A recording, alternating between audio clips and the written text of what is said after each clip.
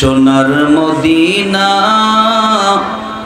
বহু দূরে, কিন্তু মদিনাওয়ালা আমার অন্তরে, কিন্তু মদিনাওয়ালা আমার অন্তরে। সোনার মদিনা বহু দূরে, প্রাণের মদিনা বহু দূরে, কিন্তু মদিনাওয়ালা আমার অন্তরে, কিন্তু মদিনাওয়ালা আমার অন্তরে।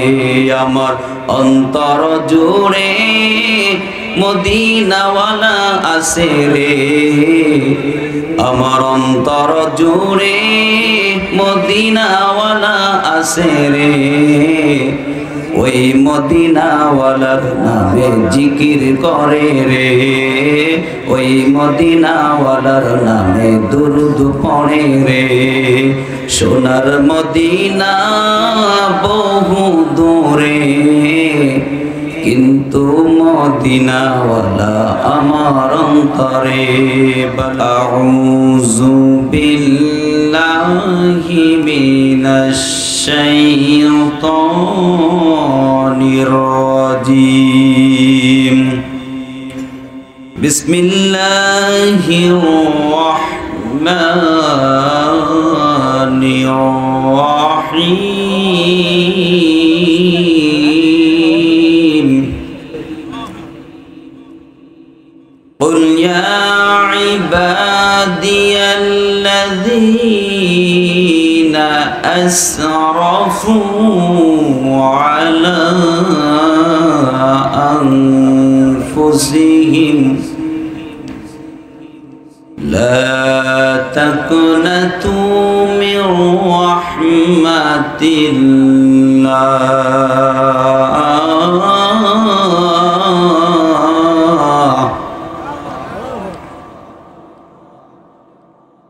قل يا عبادي الذين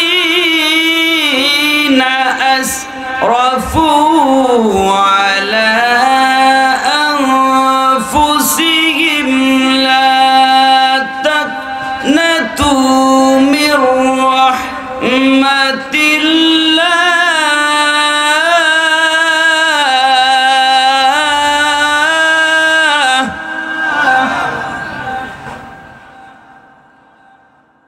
إن الله يغفر الذنوب جميعا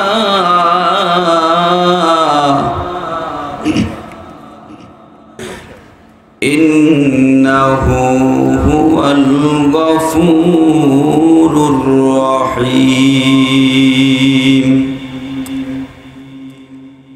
وأنيبوا إلى ربكم وأسلموا له من قبل أن يأتيكم العذاب ثم لا تنصرون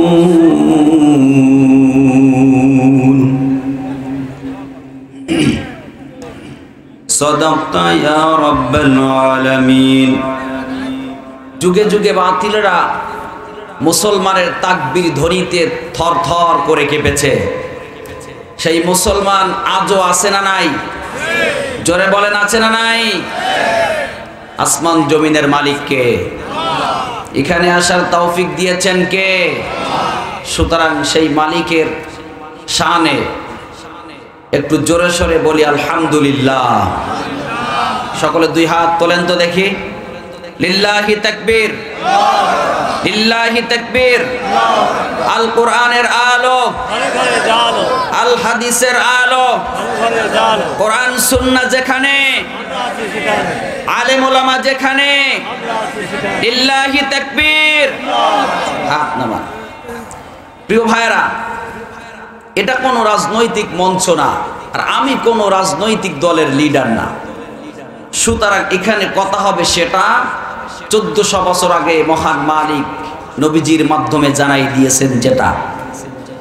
কথাকে বুঝতে পেরেছেন? আজকে কথা হবে কোরআন থেকে, হাদিস থেকে। থাকবেন তো শেষ পর্যন্ত ইনশাআল্লাহ। মাহফিল সংক্রান্ত বিষয় নিয়ে 3 শ্রেণীর মানুষ থাকে। কয় শ্রেণী? জোরে বলেন কয় শ্রেণী? জবান ছেড়ে বলেন কয় শ্রেণী? 3 শ্রেণী। এক শ্রেণীর মানুষ আছে যারা বলে এ জাতীয় কোরআনের মাহফিল দিয়ে লাভ কি? বলে কি বলে না? কিন্তু এক সময় এই যুব সমাজ গান বাজনা সিনেমা যাত্রা নিয়ে পড়ে থাকতো। সেই যুব সমাজ আজকে কোরআনের তাফসীর মুখী হয়েছে। কথা বলেন ঠিক কিনা? এটা ভালো না খারাপ?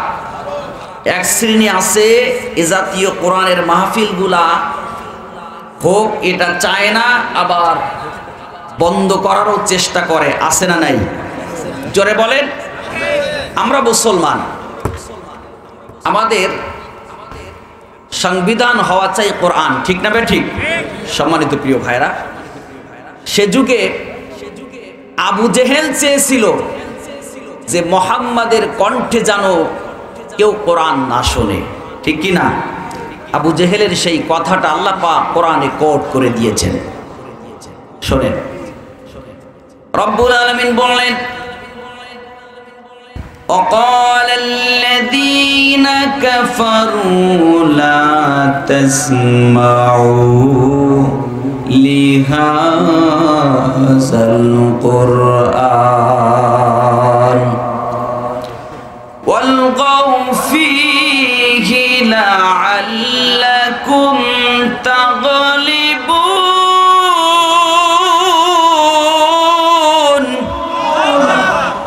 জোরে বলি আল্লাহু আকবার। আবু জেহেল বলেছিল যেখানে কোরআনের আলোচনা হবে, মুহাম্মদ যেখানে কোরআন তেলাওয়াত করবে, তোমরা সরগোল হত্যগণ করে ওটা বন্ধ করে দিবা। মানুষ যেন মুহাম্মাদের কণ্ঠে কোরআন না শুনতে পারে। কারণ মানুষ যদি মুহাম্মাদের কণ্ঠে কোরআন তেলাওয়াত শোনে, তাহলে আমাদের অবৈধ সমস্ত জারি জুরি ব্যবসাগুলো বন্ধ হয়ে যাবে। সে যুগে মুহাম্মাদের কণ্ঠে তেলাওয়াত শুনতে দিত না আবু জেহেলেরা।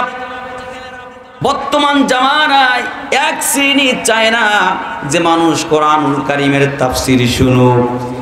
এরা আর ওরা সমান। কথাকে বুঝতে পারলাম? এই হলো এক শ্রেণী। এবার আসেন 2 নম্বরে। 2 নম্বর হলো কিছু মানুষ তাফসীর মাহফিলে আসবে ঠিকই, বসবে ঠিকই, কিন্তু কিছুক্ষণ পরে তারা উঠে চলে যাবে। এদের সম্পর্কেও আল্লাহ পাক কোরআনে জানাই দিয়েছে। বলবো নাকি? আল্লাহ পাক বললেন, ওয়া ইযা কিলা লাহুম তাআলাউ ইলা মা আনজালাল্লাহু ওয়া ইলার রাসূল রাআইতাল মুনাফিকিনা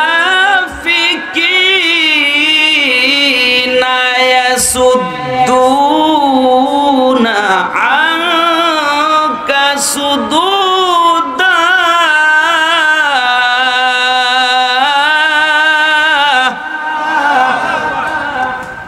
আল্লাহ পাক বলেন, হে নবী, আপনি যখন কোরআনুল কারীম তেলাওয়াত করবেন, মানুষের মাঝে বুঝায় বলবেন, এক শ্রেণীর মানুষ আসবে ঠিকই, বসবে ঠিকই, কিন্তু তারা কিছুক্ষণ পরে আস্তে করে পিছন থেকে ভাগে যাবে।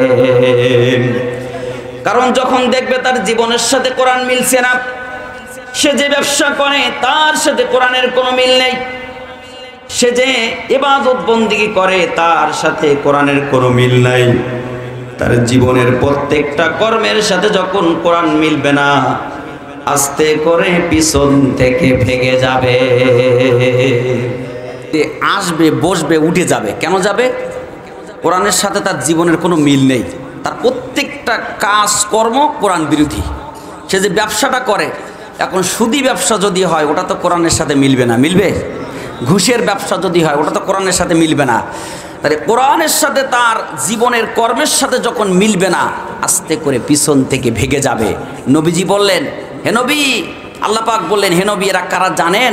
এরা হচ্ছে রাআইতাল মুনাফিকিন। কথা বলেন ঠিক না ঠিক? মুনাফিকের কখনো কোরআন সুন্নাহর হক কথা সহ্য হয় না।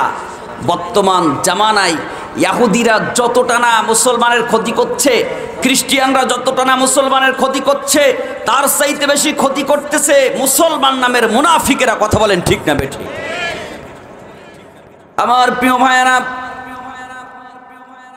এটা হচ্ছে 2 নাম্বার শ্রেণী। 3 নাম্বার হলো আল্লাহ পাক বললেন 3 নাম্বার শ্রেণীর মানুষ হলো তারা যারা কোরআনের গন্ধ যেখানেই পাবে তারা সেখানেই ছুটে যাবে। আল্লাহ পাক বললেন, ইন্নামাল মুমিনুনাল্লাযীনা ইযা যুকিরাল্লাহু ওয়াজিলাত কুলুবুহুম ওয়া ইযা তুলিয়াত আলাইহিম আয়াতুহু যাদাতুহুম ঈমানাও ওয়া আলা রাব্বিহিম ইয়াতাওয়াক্কালুন। রব্বুল আলামিন বললেন, আমার মুমিনদের সামনে যখন কোরআনুল কারীম তেলাওয়াত করা হবে, তাদের হৃদয়টা প্রকম্পিত হয়ে যাবে, হৃদয়টা ভিজে যাবে। আস্তে আস্তে তাদের ঈমানকে বাড়তে থাকবে। ঈমান বাড়তে বাড়তে এমন পর্যায়ে চলে যাবে তারা দুনিয়ার কারো উপরে ভরসা করবে না, একমাত্র আমি রব্বুল আলামিনের উপরেই ভরসা করবে। আমি একটা কথা বলে থাকি, হাজার চেষ্টা করে হলেও মৌমাছিকে যেমন করে মধু থেকে বিচ্ছিন্ন করা যায় না, হাজার চেষ্টা করে হলেও মুমিন মুসলমান দেখে কোরআন থেকে বিচ্ছিন্ন করা যাবে না। কারণ কোরআন আছে যেখানে আমরা আছি। জোরে বলেন আমরা আছি। আল্লাহ পাক কবুল করুন, সবাই বলি আমিন। এ কোরআন কি শুধু মুসলমানদের, শুধু ইহুদিদের, খ্রিস্টানদের, মুশরিকদের না? এ কোরআন হচ্ছে হুদাল লিন্নাস, গোটা পৃথিবীর সমস্ত মানুষের জন্য হেদায়েতের বাণী। ওবাইয়িনাতিম মিনাল হুদা ওয়াল ফুরকান, সত্য মিথ্যা পার্থক্যকারী একটা গ্রন্থ। আপনি যদি হেদায়েতের রাস্তা খুঁজতে চান, কোরআনের কাছে আত্মসমর্পণ করা লাগবে। আপনি যদি ইহদিনাস সিরাতাল মুস্তাকিমের রাস্তায় চলতে চান, কোরআনের কাছে আত্মসমর্পণ করা লাগবে। ব্যক্তিত্ব জীবন থেকে আন্তর্জাতিক জীবন পর্যন্ত কোরআনকে যে মেনে নিয়েছে, দুনিয়া এবং আখিরাতে সে সফল কাম হয়েছে। কথা কোন ঠিক কিনা? কিন্তু কোরআন সুন্নাহর বাইরে চলবে যে, পথভ্রষ্ট হবে সে। আল্লাহ পাক কোরআনে বলছেন, আল্লাহ পাক বলছেন, وَمَن يَتَبَدَّلِ الْكُفْرَ بِالْإِيمَانِ فَقَدْ ضَلَّ سَوَاءَ السَّبِيلِ। জোরে বলি আল্লাহু আকবার। আল্লাহ পাক বলছেন, যারা সত্যের বিনিময়ে অসত্যকে গ্রহণ করে নিয়েছেন তারা সরল পথ হারাইয়েছে, আর যারা অসত্যের বিনিময় সত্যকে গ্রহণ করে নিয়েছে তারা সরল পথ পেয়েছে। এজন্য সত্যের বিনিময় অসত্যকে গ্রহণ করা যাবে না। সত্য হচ্ছে আল কোরআন, এটাই আমাদের সরল পথের দিশারি। কথা বলেন ঠিক না ঠিক? জাহিলি যুগে জাহালাত করার কারণে মানুষ যখন পথভ্রষ্ট হচ্ছিলেন, ঠিক তেমনি সময় আল্লাহ রাব্বুল আলামিন 2টা জিনিস আপনার আমার মাঝে প্রেরণ করেছেন। 1 নম্বর হচ্ছে বিশ্বনবীকে নেতা হিসাবে, 2 নম্বর হচ্ছে গঠনতন্ত্র হিসাবে আল কোরআন। বাংলাদেশে কয়েকটা দল আছে, আওয়ামী লীগ, বিএনপি, জামাত ইসলাম, জাতীয় পার্টি, চরমোনাই, সরসিনাই, জাসদ, বাসদ, কয়েকটা দল আছে। আছে না? আছে কি না? আরে জবাব দেন নাকি? আছে কি না? প্রত্যেকটা দলের একটা একটা গঠনতন্ত্র আছে। আমার দুলাভাই একটা পদে আছে। এখন দুলাভাই যদি বলে যে আমি দলের গঠনতন্ত্র মানি না, দুলাভাই কি ওই দলে থাকতে পারবে? পারবে? পারবে না। প্রত্যেকটা দলের একটা একটা গঠনতন্ত্র আছে। সেই দলের নেতা যদি সেই দলের গঠনতন্ত্র না মানে, ওই দলে যেমন করে থাকতে পারবে না, ঠিক তেমনি করে মুসলমানদের একটা গঠনতন্ত্র আছে। সেই গঠনতন্ত্র নাম হচ্ছে আল কোরআন। কোনো ব্যক্তি যদি এই গঠনতন্ত্র মনে প্রাণে ইয়াকিনের সাথে না মানে, সেও মুসলমান থাকতে পারবে না। কথা কি বুঝতে পারলাম? এবার আসেন, আমি তেলাওয়াত করেছি কোরআনুল কারীমের 39 নম্বর সূরা, সূরা জুমার 53 এবং 54 নম্বর আয়াত। আসুন, ইবনে আব্বাস থেকে বর্ণনা। ইবনে আব্বাস রাদিয়াল্লাহু তাআলা আনহু বর্ণনা করেন, শানে নুজুল বলছি। এই আয়াতটা নাজিল হয়েছিল কোন সময় সেটা আমি বলছি। আব্বাস রাদিয়াল্লাহু তাআলা আনহু বর্ণনা করেন, নবীজির কাছে একদল ইহুদি এসেছেন। কি এসেছেন? ইহুদি আসার পরে আল্লাহর নবীকে বলছে, মুহাম্মদ, তুমি যে নতুন ধর্মের কথা বলছো, তুমি বলছো এটা মানলে, এই ধর্মে আসলে জীবনের সব গুনাহ মাফ হয়ে যাবে। কিন্তু মুহাম্মদ, আমরা তো জীবনে অনেক পাপ করেছি, আমরা জেনা করেছি তো অনেক করেছি, চুরি ডাকাতি করেছি অনেক করেছি, মানুষের সম্পদ লুটে পুটে খেয়েছি তো অনেক খেয়েছি। এমন কোনো অপরাধ নেই যেটা আমরা অতিরিক্ত অতিমাত্রায় করিনি। মুহাম্মদ, এখন এই গুনাহগুলো কি আমাদের মাফ হবে? আল্লাহর নবী আলাইহিস সালাতু ওয়াস সালাম ততক্ষণ একটা কথা বলে নাই যতক্ষণ না আপনার আমার মালিক না জানাই দিয়েছেন। কথা বলেন ঠিক না? সম্মানিত প্রিয় ভাইরা, আল্লাহর নবী মাথাটা নিচু হয়ে থাকলেন, ইতিমধ্যে আল্লাহ রাব্বুল আলামিন এই আয়াত দুইটা নাজিল করলেন। সুবহানাল্লাহি ওয়া বিহামদি। আল্লাহ পাক আয়াত নাজিল করে দিলেন, কুল ইয়া ইবাদিয়াল্লাযীনা আসরাফু আলা আনফুসিহিম লা তাকনাতু মির রাহমাতিল্লাহ।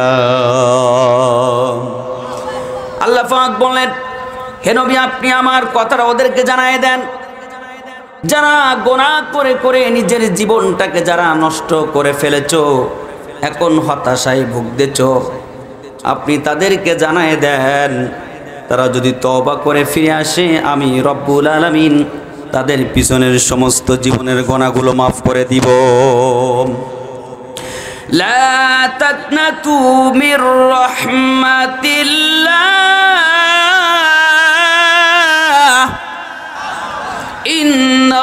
ইন্নাল্লাহা ইয়াগফিরুয যুনুবা জামিআ,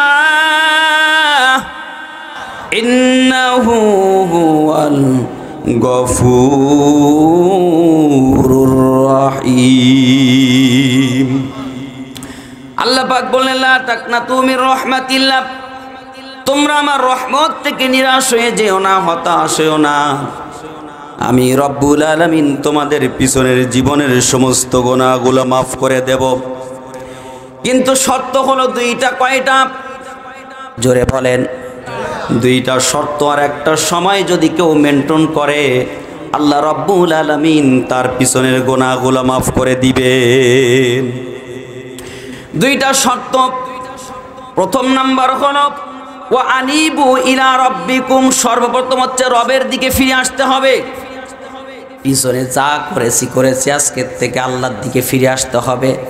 আজকের থেকে আমি আর জেনা করব না, আজকের থেকে আমি আর চুরি ডাকাতি করব না, আজকের থেকে আমি আর কোনো অন্যায় কাজ করব না, আজকের থেকে আমি আমার মাওলার দিকে মুখটা ফিরাই দিলাম। এই সিদ্ধান্ত বান্দা যখন নিবে, আল্লাহ রাব্বুল আলামিন ওই বান্দার জিম্মাদার হয়ে যাবে। ওয়া আনিবু ইলা রাব্বিকুম, রবের দিকে ফিরে আসতে হবে। আপনার আমার রবকে, খাওয়ানোর মালিককে, সব কিছু করনেওয়ালা জাতকে, আমাদের প্রভু এক নবীর উম্মত, জীবন বিধানে ঐশী বাণী কোরআন। আমাদের প্রভু এক নবীর উম্মত, জীবন বিধানে ঐশী বাণী কোরআন।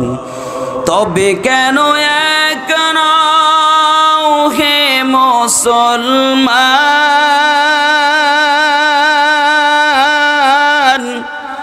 এক হও করিয়া আহ্বান। তবে কেন এক নও হে মুসলমান,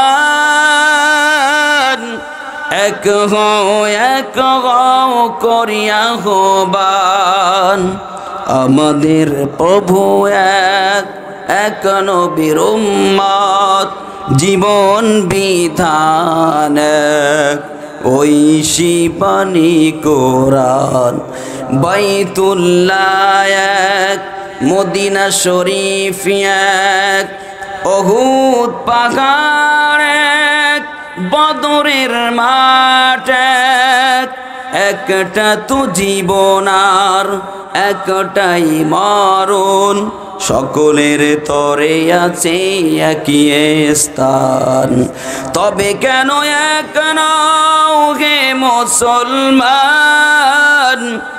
এক হও করিয়া আহ্বান আমাদের প্রভু এক নবীর উম্মত জীবন বিধান ঐশী বাণী কোরআন লা ইলাহা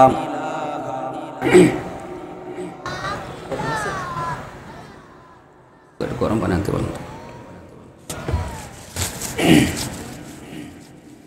লা ইলাহা ইল্লাল্লাহু মুহাম্মাদুর রাসূলুল্লাহ সাল্লাল্লাহু আলাইহি ওয়াসাল্লাম।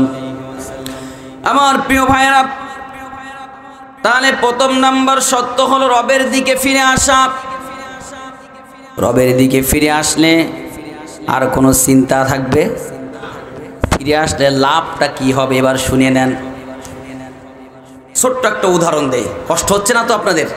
খেয়াল করেন, আল্লাহর দিকে ফিরে আসলে লাভটা কি এবার বলি। এক নেকড়ে বাঘ গাভীকে তাড়া করছে, তাফসীরের ভিতরে এসছে। এখন তারা যখন করছে, গাভীটা দৌড়াইতে দৌড়াইতে গর্তের ভিতরে যেই পড়ছে। পড়ার পর এদিকে খেয়াল করেন প্রিয় ভাই, এদিকে খেয়াল করেন, গর্তের ভিতরে যখন পড়ছে, নেকড়ে বাঘ ও হুতোষে যে লাভ দিয়ে গর্তের মধ্যে পড়ছে। গর্তের মধ্যে পড়ার পরে দুইজন কেউ উঠতে পারছে না, একেবারে জাতা কলে ফেসে গেছে। এখন নেকড়ে বাঘ বলতেছে, রে গাভী, আমার পেটে এত ক্ষুধা, এখন তোরে আমি খাবো, তা তুই এমন এক জায়গায় ঝাঁপ দিছিস যে এখন তুইও উঠতে পারছি না, আমিও উঠতে পারছি না, এখন উপায়টা কি? তখন গাভী বলতেছে, নেকড়ে খাওয়া খাওয়াই বাদ দাও, এখন এখান থেকে কিভাবে উঠবা এটা নিয়ে চিন্তা করো। গাভী তখন বলতেছে, নেকড়ে তোমার কোনো মালিক টালিক আছে কিনা?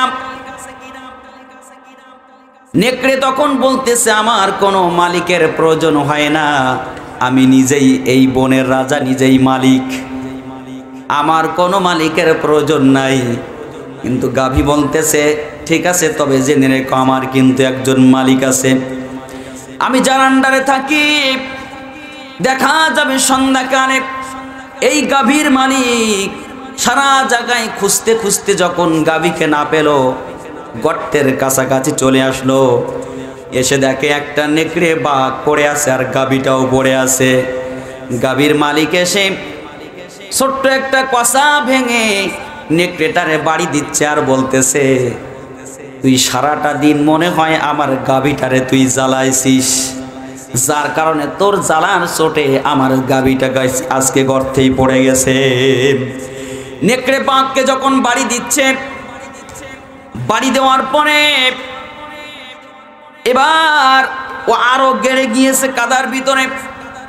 এই গাভীর মালিক গাভীটাকে উঠে ধুয়ে সুন্দর করে পরিষ্কার করে এক সাইডে রাখছে। এবার লাঠিকানা নিয়ে এসে গাভীটারে আরো বাড়ি দিচ্ছে। তখন নেকড়ে তারে আরো বাড়ি দিচ্ছে। তখন গাভী বলতেছে, আহারে নেকড়ে, আজকে যদি তুই আমার মতো মালিকের আনুগত্য করতিস, মালিকের আন্ডারে থাকতিস, আমার মালিক যেমন করে আমারে ধুয়ে মুছে পরিষ্কার করে বাড়ির দিকে নিয়ে যাচ্ছে, তোর মালিকও তোকে ধুয়ে মুছে পরিষ্কার করে বাড়ির দিকে নিয়ে যেত। এই উদাহরণটা দিয়েছেন হযরত আশরাফ আলী থানভী রাহমাতুল্লাহি আলাইহি। উদাহরণটা দেওয়ার উদ্দেশ্য হল, যারা তার পুরো জিন্দেগিটা মালিকের আনুগত্য করবে, ওই বান্দার সময় যখন শেষ হয়ে যাবে, শেষ সময় যখন এসে যাবে, গাভীর মালিক গাভীকে যেমন করে ধুয়ে বাড়িতে নিয়ে গেল, ওই বান্দাকে তেমনি করে আল্লাহ পাক ধুয়ে মুছে পরিষ্কার করে জান্নাতে নিয়ে যাবে। রব্বুল আলামিন বললেন, ইন্নাল্লাযীনা ক্বালু রাব্বুনাল্লাহ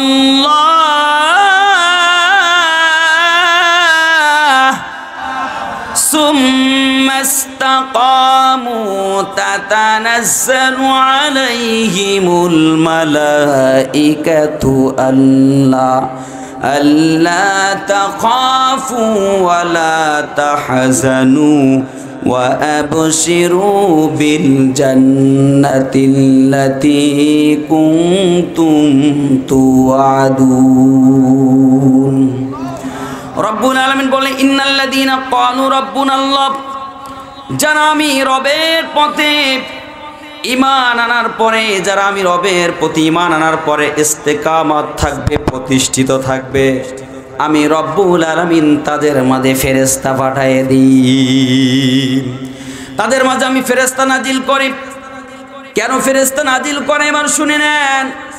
আল্লাহ তাখাফু ওয়া লা তাহজানু ওয়া আবশিরু বিল জান্নাহ। ফেরেশতা এসে বলে, ও আল্লাহর বান্দারা, তোমরা যারা আল্লাহর প্রতি ঈমান এনেছো, অবিচল আছো, তোমরা ভয় পেও না, চিন্তিত হইও না, দুনিয়ায় এবং আখিরাতে আমরা তোমাদের সাথে আছি। দুনিয়ায় এবং আখিরাতে আমরা তোমাদের সাথে আছি। তাহলে আল্লাহর প্রতি ঈমান আনলে, অবিচল থাকলে, সিকিউরিটি হিসাবে ফেরেশতা থাকবে। কথা বলেন ঠিক না ঠিক?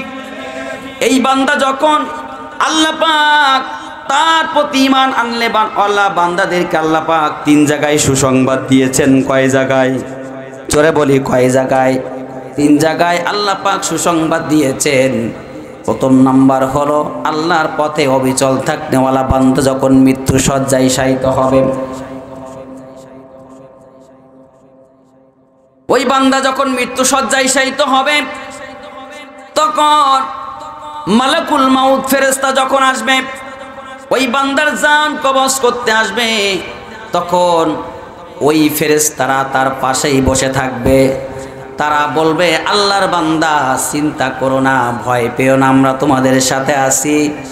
একটা শিশু বাচ্চা মায়ের কোলে দুধ পান করতে করতে যেমন করে ঘুমায় যায়, ওই বান্দার জানটা কবজ করে নিয়ে যাবে, ওই বান্দাও তেমনি করে আস্তে করে ঘুমায় যাবে। নাম্বার 2 হলো, ওই বান্দাকে যখন কবরে রাখা হবে, মুনকার নাকির ফেরেশতা এসে প্রশ্ন করবে, মান রব্বুকা। যারা দুনিয়াতে রবের সাথে যার সম্পর্ক ছিল, এই বান্দা জবাব দিবে রব্বি আল্লাহ, আমার রব হলো আল্লাহ। আর যেই বান্দার সাথে রবের সম্পর্ক ছিল না, সে জবাব দিতে পারবে না। আমার প্রিয় ভাইরা, যার সাথে মালিকের সম্পর্ক ছিল, ওই বান্দা যখন তাকে ফেরেশতা যে প্রশ্ন করবে, ওই ফেরেশতারা এসে তার পাশে দাঁড়ায় জবাবটা দিয়ে দিবে। এবং আল্লাহ পাক বলবেন মুনকার নাকিরকে, আমার বান্দাকে ডিস্টার্ব করো না, আমার বান্দার প্রশ্নের জবাব আমি আল্লাহ পাক দিয়ে দেব। নাম্বার 3 হলো, ওই বান্দা যে সময় হাসরের ময়দানে উঠবে, যেদিন সূর্য 1 মুষ্টি অথবা 1 বিঘাত উপরে থাকবে, ওই দিন ওই বান্দা যে সময় উঠবে, তখন আল্লাহ রাব্বুল আলামিন সমস্ত দুনিয়ার মানুষ যখন ছোটাছুটি করতে থাকবে, ওই বান্দা ওই সময় ওঠার পরে ওই ফেরেশতারা তাদেরকে সিকিউরিটি দিবে এবং আল্লাহ রাব্বুল আলামিন তাদেরকে আরশের নিচে ছায়া দিবেন। আমার প্রিয় ভাইয়েরা, তাহলে রবের পথে ঈমান আনা এবং অবিচল থাকলে লাভ আছে না নাই? এজন্য বেঁচে থাকবো যতদিন, রবের পথে অবিচল থাকবো ততদিন। কোনো সমস্যা আছে? আমরা ভয় করি একজন কি, তিনি কে? কখনো তোমাকে যদি ভুলি, হেদায়েতের আলো জেলে নিও কাছে তুলি। বলি আমিন। কখনো তোমারে যদি ভুলি, হেদায়েতের আলো জেলে নিও কাছে তুলি। ঠাই দিও ওগো প্রভু আমাকে তুমি, তুমি রহমান, তুমি মেহেরবান। অন্ধ গাহে না তবু তোমার গুণগান, বুঝেও বুঝে না তবু শান। কখনো তোমারে যদি ভুলি, হেদায়েতের আলো জেলে নিও কাছে তুলি। ঠাই দিও ওগো প্রভু আমাকে তুমি, তুমি রহমান, তুমি মেহেরবান। বলি আমিন। আমার প্রিয় ভাইয়েরা, তাহলে প্রথম নাম্বার শর্ত হলো রবের দিকে ফিরে আসা। এবার আসেন 2 নাম্বার শর্ত। দ্বিতীয় নাম্বার হলো ওয়া আসলিমু লাহু, ইসলামের কাছে আত্মসমর্পণ করা। ইসলাম আছে যেখানে শান্তি আছে সেখানে। গোটা পৃথিবীর মানুষ যদি সবাই শান্তি পেতে চায়, ইসলামের ছায়াতলে আসার দরকার আছে না নাই? ওই দেশে, ওই জমিনে, ওই সমাজে অতক্ষণ পর্যন্ত শান্তি আসবে না যতক্ষণ না পর্যন্ত কোরআনের আইন দ্বারা, ইসলাম দ্বারা ওই সমাজ চালানো হবে না। কথা বলেন ঠিক না বেঠিক? সুদ, ঘুষ, জেনা, ব্যভিচারী, জুলুম, অত্যাচার গোটা দুনিয়া ছেয়ে গেছে। কিন্তু এই সমাজ পরিবর্তন করতে হলে কোরআনের আইন দরকার আর ইসলাম শরিয়া দরকার। কথা বলেন ঠিক না বেঠিক? কিন্তু আজকে আমরা ইসলামটাকে যার যার মতো মানতেছি। একটা কথা শুনে নেন, যেই সমাজের মানুষ একাগ্র চিত্তে কোরআনকে, ইসলামকে মেনে নিয়েছে, যে সমাজের মানুষ একাগ্র চিত্তে শরিয়াকে মেনে নিয়েছে, যেই সমাজের মানুষ একাগ্র চিত্তে নবীজির সুন্নাহকে মেনে নিয়েছে, যেই সমাজের মানুষ একাগ্র চিত্তে মসজিদে যেই নামাজ আদায় করে, ওই সমাজের মানুষের ওপরে কল্যাণ ছাড়া কখনো অকল্যাণ হতে পারে না, পারে না, পারে না। কিন্তু আজকে আমাদের সমাজে অশান্তি আর অশান্তি কেন? কারণ কোরআন আমরা মানি না আর ইসলামটাকে আমরা যার যার মতো ব্যবহার করতেছি। ঠিকটা বেঠিক? আল্লাহ পাক বললেন দ্বিতীয় শর্ত হলো ওয়া আসলিমু লাহু, ইসলামের কাছে আত্মসমর্পণ করো। বাঁচতে যদি চাও ইসলামের পথে চলে আসো, তাছাড়া কোনো উপায় নাই। ভারতের বিখ্যাত পূজারী নাম হচ্ছে ডক্টর শিব শক্তি সৌরভজি। নাম শুনেছেন না অনেকে? সম্মানিত প্রিয় ভাইরা, যাই হোক, তো উনি একজন বিখ্যাত পূজারী ছিলেন এবং বিভিন্ন ধর্মগ্রন্থ প্রণেতা ছিলেন তিনি। তো তেনাকে একজন হিন্দু পণ্ডিত জিজ্ঞাসা করছেন, গুরুজি আপনি তো বহু ধর্মগ্রন্থ পড়েছেন, তো আপনার কাছে কোন ধর্মগ্রন্থটা সবচেয়ে সলিড এবং নির্ভেজাল? ডক্টর শিব শক্তি সৌরভজি এক কথায় জবাব দিয়েছেন, আমি যতগুলো ধর্মগ্রন্থ রিসার্চ করেছি, আমার কাছে সবচাইতে উৎকৃষ্টমান, সহি, শুদ্ধ এবং নির্ভেজাল একটা গ্রন্থ আমি পেয়েছি, সেটা হচ্ছে মুসলমানদের ধর্মগ্রন্থ আল কোরআন। সুবহানাল্লাহি ওয়া বিহামদিহি। আর একটাই ধর্ম পেয়েছি, সেটা হচ্ছে ইসলাম ধর্ম, যেই ধর্ম মানবতার কথা বলে, যেই ধর্মের ভিতরে যদি সঠিকভাবে কেউ মানে তাহলে কোনো রকম দাঙ্গা হাঙ্গামা থাকবে না। কথা বলেন ঠিক না বেঠিক? মুসলমান কিন্তু বর্তমান সময় ইসলামের কথা বললে এক শ্রেণীর গার মধ্যে জ্বালা ধরে, আছে না নাই? ইসলামের কথা বললে তাদের ভালো লাগে না। কেন লাগে না? ইসলাম এবং কোরআন সুন্নাহর কথা শুনে ভালো লাগে না তার, মুনাফিকের রক্ত শরীরে প্রবাহমান তার। ঠিক কেনা বলেন? মুনাফিকের তো কোরআনের কথা সহ্য হবে না, মুনাফিকের তো ইসলামের কথা সহ্য হবে না। কারণ মুনাফিক চায় না এদেশে ইসলামের আইন চালু হয়ে যাক, মুনাফিক চায় না এই সমাজ কোরআন দিয়ে গঠিত হোক। কথা বলেন ঠিক না বেঠিক? সম্মানিত প্রিয় ভাইরা, আজ আছি কাল নাই, একদিন দুনিয়া ছেড়ে আমাদের সবাইকে যাওয়া লাগবে, ঠিক কিনা? কিন্তু যাওয়ার আগে যদি আমরা ইসলামের কাছে আত্মসমর্পণ করতে পারি তাহলে পরকালে নাজাত আছে না নাই? আছে না নাই? আছে। সম্মানিত প্রিয় ভাইরা, এখন ইসলামের কাছে আত্মসমর্পণ, ইসলাম আছে যেখানে শান্তি সেখানে। কেন শান্তি? তার ছোট্ট একটা উদাহরণ দেয়, কষ্ট হবে না তো? উদাহরণটা হচ্ছে আল্লামা জালালউদ্দিন রুমি রহমাতুল্লাহি আলাইহি এই উদাহরণটা পেশ করেছেন। উদাহরণটা হচ্ছে এক জমিদারের বাড়িতে কাজ করে, তার নাম হচ্ছে ইসলাম। তার নাম কি? ইসলাম। এখন এই জমিদারের একটা মেয়ে ছিল, তার নাম হচ্ছে শান্তি বেগম। কি বেগম? শান্তি বেগম। এখন এই শান্তির সাথে এই ইসলামের সাথে বেশ একটা সম্পর্ক হয়ে গেছে। সম্পর্ক যখন হয়েছে, এখন এই শান্তি বেগমের বাবা জমিদার সাহেব মেয়ের জন্য ভালো ভালো পাত্র নিয়ে আসতেছেন, বিবাহ দিবে, পছন্দ হয় না। হঠাৎ করে একদিন শান্তি ইসলামকে ডেকে বলতেছে, দেখো তোমার সাথে তো আমার সাথে বেশ ভালো একটা সম্পর্ক, তুমি ছাড়া তো আমি বাঁচবো না, আর আমি ছাড়া তো মনে হয় তুমিও বাঁচবা না, এখন কি করা যায়, চলো রাজার কাছে বিচারটা দেই। এখন এই শান্তি বেগম ইসলামের হাত ধরে নিয়ে যে রাজার সামনে যেয়ে বলতেছে, রাজাজি ছোট্ট একটা বিচার আছে। কি? নালিশ আছে।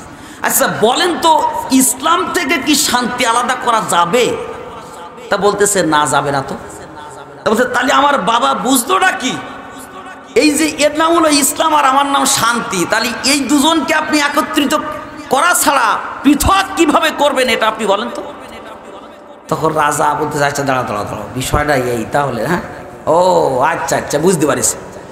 এখন রাজা তখন জমিদারকে ডেকে বলতেছে, তুমি যদি তোমার বাড়িতে শান্তি চাও তাহলে ইসলাম আর শান্তিটাকে একত্রিত করে দাও, তা না হলে তোমার বাড়ি থেকে অশান্তি দূর হবে না। কি মনে করতেছো এই ইসলামের কাছ থেকে শান্তি আলাদা করবা? না না, এটা সম্ভব না, এটা হতেই পারে না। বর্তমান জামানায় মুসলমান হয়েছি বটে, শান্তি পাচ্ছি না। কেন? তার কারণ হচ্ছে পুরাপুরি ইসলাম না মানার কারণে। ঠিক কিনা বলেন? নামাজ পড়ি তো কি পড়ি, একক তো পড়তেছি, তো আর একক তো পড়তেছি না, মন চাহি মতন। বর্তমান জামানায় 5 শ্রেণীর মুসল্লি আছে। কয় শ্রেণী?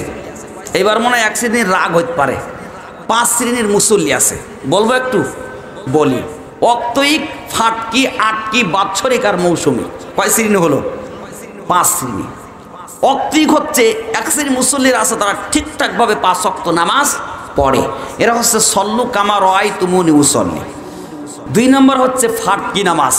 1 শ্রেণীর মুসল্লি আছে, মনে চাইলে মসজিদে যায়, নতুন জামাইয়ের বাড়ি গিলি যায়, বের বাড়ি গিলি যায়, নতুন কোনো নামাজি আত্মীয় বাড়িতে আসলে নামাজ পড়ে, আর অধিকাংশ সময় এরা নামাজ পড়ে না। এ শ্রেণীর মানুষ আপনাদের এলাকায় নেই, আমাদের ওদিকে আছে। আছে নাই? ওরে আল্লাহ গো, সব জায়গায় রয়েছে। মন মতো বিপদে পড়লে যায়, যায় না, এরকম আছে না নাই? নাম্বার 2 হচ্ছে আটকি মুসল্লি।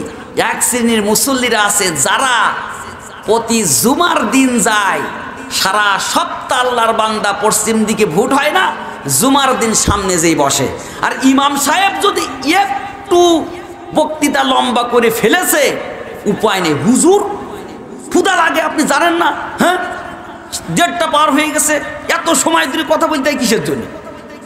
ও ঘন্টার পর ঘন্টা চার দোকানে বসে থাকে, তাতে সমস্যা হয় না। জুমার দিন ইমাম সাহেব 2 মিনিট বক্তৃতা, কোরআন হাদিসের কথা বেশি বললে ওর গার মধ্যে চলে।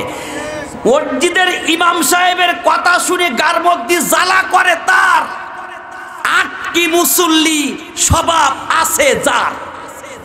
কথা কি বুঝতে পারলাম? নাম্বার 3 হচ্ছে বাৎসরিক মুসল্লি। কি মুসল্লি? বাৎসরিক। আজকে হদ্দ খারাই ফিরে ধো, আপনাদের বলছি না কিন্তু রাগ করেন না। বাৎসরিক মুসল্লি, বাৎসরিক মুসল্লি হচ্ছে 1 শ্রেণীর মুসল্লি আছে, সারা বছর আল্লাহর রাস্তায় পশ্চিম দিকে ভোট হয় না, ঈদের নামাজে আসে না নাই? জোরে বলেন। আছে, সারা বছর যাবে না, ঈদের দিন 3000 টাকা দামের পাঞ্জাবি, তারপরে 800 টাকার রুমাল, ঠিক আছে, আর 700 টাকা দামের সেন্ট, সব রকম ব্যবহার করিয়েছে বেচারা, টুপিটা ছেঁড়া। কারণ ইমাম সাহেব যখন কোলাকুলি করতেছে তখন বলতেছে, ও চাচা তোমার সব ভালো, তার টুপি ছেঁড়া কেন? বলছে, বাবাজি গত বছর ঈদের নামাজ পড়িয়ে যে চালের বাতা এই যে গুজে থুইলাম টুপিটা, মনে তেলাকাটা বা ইন্দুরি কেটে যেতে পারে, এই ছাড়া কিছু না। কথা কি বুঝতে পেরেছেন? আপনাদের দিকে নেই, আমাদের ওদিকে আছে। আমরা যেহেতু ইমাম, আমরা জানি আছে এগুলা। 5 নাম্বার হলো মৌসুমী নামাজ। 1 শ্রেণীর নেতাজিরা আছে, যারা সারা বছর পশ্চিম দিকে ভোট হয় না, ভোটের সময় আসলে নামাজে আসে না নাই, এক নামাজ দুবারও পড়ে এমন নেতা আছে না নাই? এটা হচ্ছে ভোট কালেকশন করা নামাজ। ভোটের সময় ঘন ঘন পাওয়া যায়, পরে যেয়ে খুঁজে দাওয়াত দেও পাওয়া যায় না, এমন নেতা আছে না নাই? ও মুসলমান, এরা হলো মৌসুমী মুসল্লি। এমন মৌসুমী মুসল্লি যদি সমাজের নেতা হয়, চাইল গম আর টাকা একটাও গরিব মিসকিন পাবে না। রাস্তার ইট, এমনকি কালবোর্ড, বাথরুমের টাকা পর্যন্ত খেয়ে ফেলাই এই মৌসুমী মুসল্লিরা। আমি যেখানে থাকি, ইউনিয়নের স্থানীয় বর্তমান চেয়ারম্যানের বাসায় থাকি। আমার চেয়ারম্যান সাহেব 5 ওয়াক্ত নামাজ পড়ে। তো এখন ওই ওয়ার্ডের মেম্বার, আমার সাথে তার খুব সম্পর্ক, নামাজ ঠিক মতো পড়ে না। হঠাৎ করে একদিন মসজিদে চেয়ারম্যান সাহেব পিছনে, আমি তার সামনে। চেয়ারম্যান সাহেব বলতেছে, মেম্বার সাহেব কি ব্যাপার, পথ ভুলিয়ে কি মসজিদে আসলে নাই না দেখে? তা আমি তখন বলতেছি, কাকা ওই যে ভোটের সময় এসে, এখন তো মসজিদে আসতে হবে, তা না হলে তো ভোট দেবে না। কথা বোঝেন নাই? এমন নেতা আছে না নাই? জোরে বলেন। আপনাদের এদিকে নেই, আমাদের দিকে আছে। সম্মানিত প্রিয় ভাইরা, এই 5 শ্রেণীর ভিতরে 4 শ্রেণীর মধ্যে যদি আপনি পড়িয়ে যান, কসম আল্লাহর, জান্নাত কপালে জুটবে না।